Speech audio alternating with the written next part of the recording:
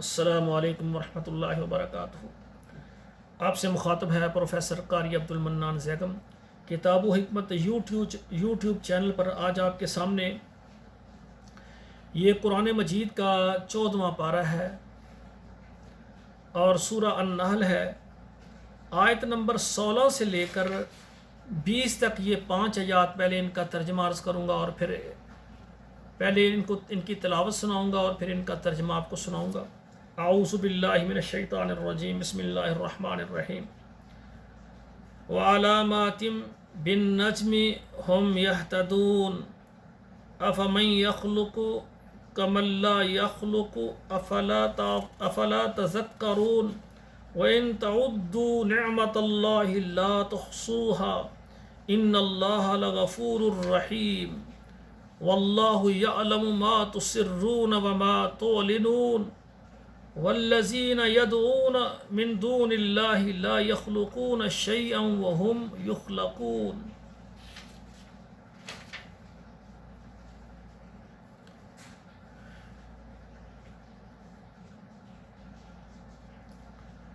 اب ترجمہ سماعت فرمائیں۔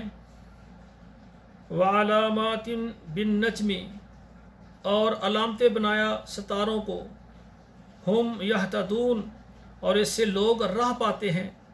افمن یخلق کمن لا یخلق، کیا وہ جو ہر چیز کو پیدا کرتا ہے بناتا ہے اور جس نے کچھ بھی نہیں بنایا، یہ برابر ہو سکتے ہیں؟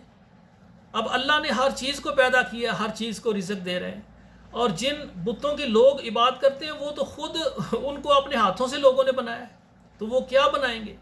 اور جس نے ساری کائنات کو بنایا اور جس نے کچھ بھی نہیں بنایا، یہ برابر ہو سکتے ہیں؟ کیسی مثالیں دے کر اللہ ہمیں توحید سمجھا رہے ہیں اور شرک کی وضاحت فرما رہے ہیں۔ افلا تذکرون، تم کیوں نہیں سوچتے، کیوں نہیں نصیحت حاصل کرتے؟ وَإِن تَعُدُّوا نِعْمَةَ اللَّهِ لَا تُحْصُوهَا، اگر تم گنو شمار کرو اللہ کے انعامات کو تو تم شمار نہیں کر سکتے۔ ان اللہ لغفور الرحیم، بے شک اللہ تعالیٰ بخشنے والے مہربان ہیں۔ واللہ یعلم ما تسرون وما تعلنون، اور اللہ تعالیٰ جانتے ہیں جو تم چھپاتے ہو اور جو تم ظاہر کرتے ہو۔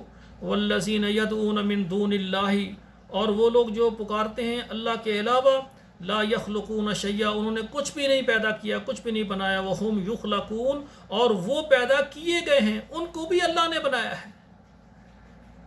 تو میرے بھائیوں، یہ 5 آیات میں نے آپ کے سامنے ترجمے کے ساتھ رکھی ہیں۔ میرے بھائیوں، میری کوشش ہے کہ یہ 14واں پارہ سورہ نحل یہ شروع ہوئی آج، پہلی 20 آیات میں نے آج پڑھی ہیں 5 کر کے۔ تو میری کوشش یہ ہے کہ سارا قرآن مجید میں ترجمے کے ساتھ یہ یوٹیوب پر چلا دوں۔ زندگی ساتھ دے یا نہ دے، اللہ نے کتنی لکھی ہے، ہر بندے نے دنیا سے جانا ہے۔ وَيَبْقَى وَجْهُ رَبِّكَ ذُو الْجَلَالِ وَالْإِكْرَامِ، اور باقی ذات اللہ کی رہے گی۔ تو میرے دل میں یہ سوچ آئی کہ میں پورا قرآن ترجمے کے ساتھ 5 آیات کر کے یوٹیوب پر چلا دوں۔ میری زندگی کے بعد پوری دنیا میں یہ قرآن لوگ پڑھتے رہیں گے اور اس کا اجر مجھے ملتا رہے گا۔ اور اسی طرح میرے بھائیوں، اللہ ہمیں ہر قسم کی ریاکاری سے محفوظ فرمائے، ہمارا جو بھی کام ہو اللہ کی رضا کے لیے۔ اسی طرح جو بھائی مجھے دیکھ رہے ہیں، آپ کو ایک خوشخبری والی بات بتانے جا رہا ہوں۔ اسلام آباد کے اندر میں بہت بڑا ایک ادارہ بنانا چاہتا ہوں، مدرسہ اور مسجد، جس کے لیے مجھے 10 ایکڑ جگہ چاہیے۔ الحمدللہ ادارہ ہوگا جس کا نام محمد الرسول اللہ ایجوکیشن کمپلیکس، اور اس میں ایک بہت بڑی جامع مسجد خاتم النبیین بنائی جائے گی۔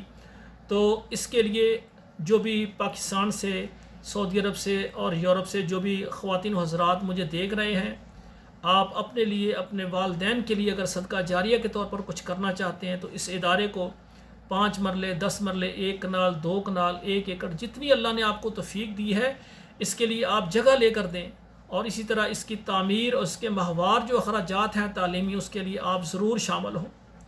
میرے بھائیوں، میری یہ سوچ ہے، میری فکر ہے، میں یہ دیکھتا ہوں کہ ہمارے بچے جب بڑے عہدوں پر چلے جاتے ہیں، ڈاکٹر انجینئر بن جاتے ہیں، تو اکثریت وہ اپنے ماں باپ کا احترام نہیں کرتے۔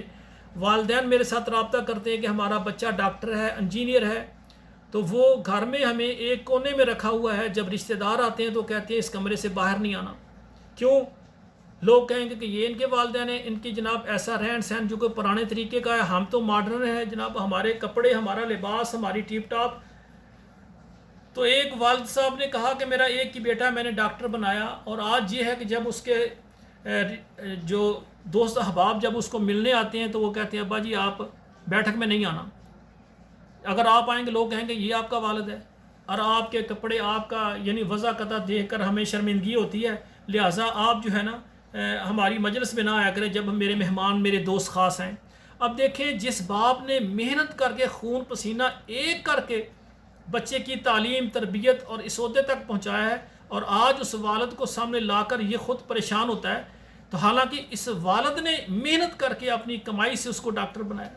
یہ کب ہے جب بندے کو دین کی تعلیم نہیں، ماں باپ کا مقام کا ہی نہیں پتہ، اپنے استاذ کا مقام کا ہی نہیں پتہ۔